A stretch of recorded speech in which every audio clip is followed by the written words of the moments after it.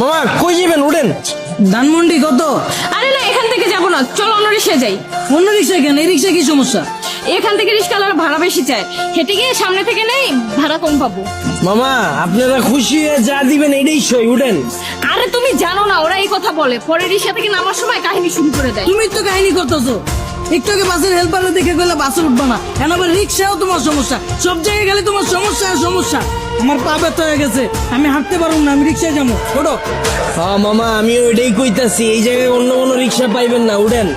ওঠো ওঠো, চলো মামা। কি খেলা দেখাইলি রে টুম্পা, শিখলাম। মামা তুমি টুম্বা কইলা কে? টুম্বা কেডা? মামা কঠিন কাহিনী, আমার গার্লফ্রেন্ডের নাম ছিল টুম্পা। কি কও মামা? আমার গার্লফ্রেন্ডের নাম তো টুম্পা। কি কও মামা, আসলেই? হ্যাঁ, কিন্তু মামা তুমি রিক্সা চালাও আর প্রেমও করো, ব্যাপারটা কিন্তু ইন্টারেস্টিং। না মামা, প্রেম করি না তো, করতাম। আর রিক্সা চালায় তো প্রেম করি নাই মামা। ওর লাগে প্রেম করছি দেখে আজকে আমার রিক্সা চালাইতে হইতাছে, আর নাহলে তো মামা আজকে আপনার জায়গায় থাকতাম।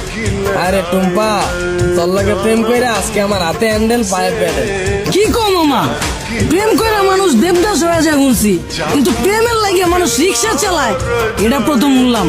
মামা তোমার কাহিনীটা কিন্তু ইন্টারেস্টিং লাগতেছে, গল্পটা কও শুনি। আরে বাবু কি শুরু করছো? ওনার এই ফালতু গল্প শুনে আমাদের সময় নষ্ট করে লাভ আছে। তার চাইতে চলো তুমি হেডফোন বের করো, আমরা গান শুনি। আরে না, মামার কাহিনীটা অনেক ইন্টারেস্টিং। মামা তুমি কও। না মামা থাক, বাদ দেন। মামি উনতে চাইতেছে না, পরে দেখা গেল আমার কাহিনী হইনা চিত্তা যাইব। আরে মামা তুমি তোমার গার্লফ্রেন্ডের কাহিনী কইবা, এটা তো হয় চেতবকে। কও মামা শুনি। মামা কি কমু দুঃখের কাহিনী।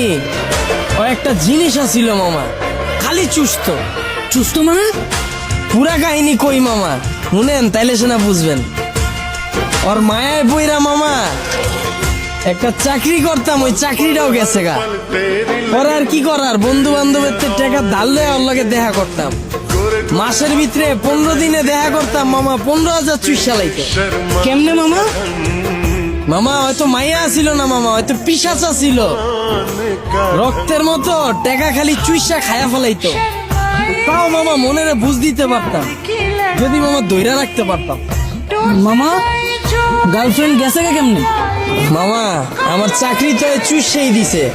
এরপরে মামা বন্ধু বান্ধবের যে টাকা ধার করছিলাম, ওর টাকা তো আর শোধ করতে পারি নাই। পরে আর নতুন করে ধার দেয় নাই, এর লেগে 10 দিন ধরে ওর লগে দেখা করতে পারি নাই। পরে ভাই অন্য জায়গায় যায় ভাই চোষা শুরু করে দিছে। পরে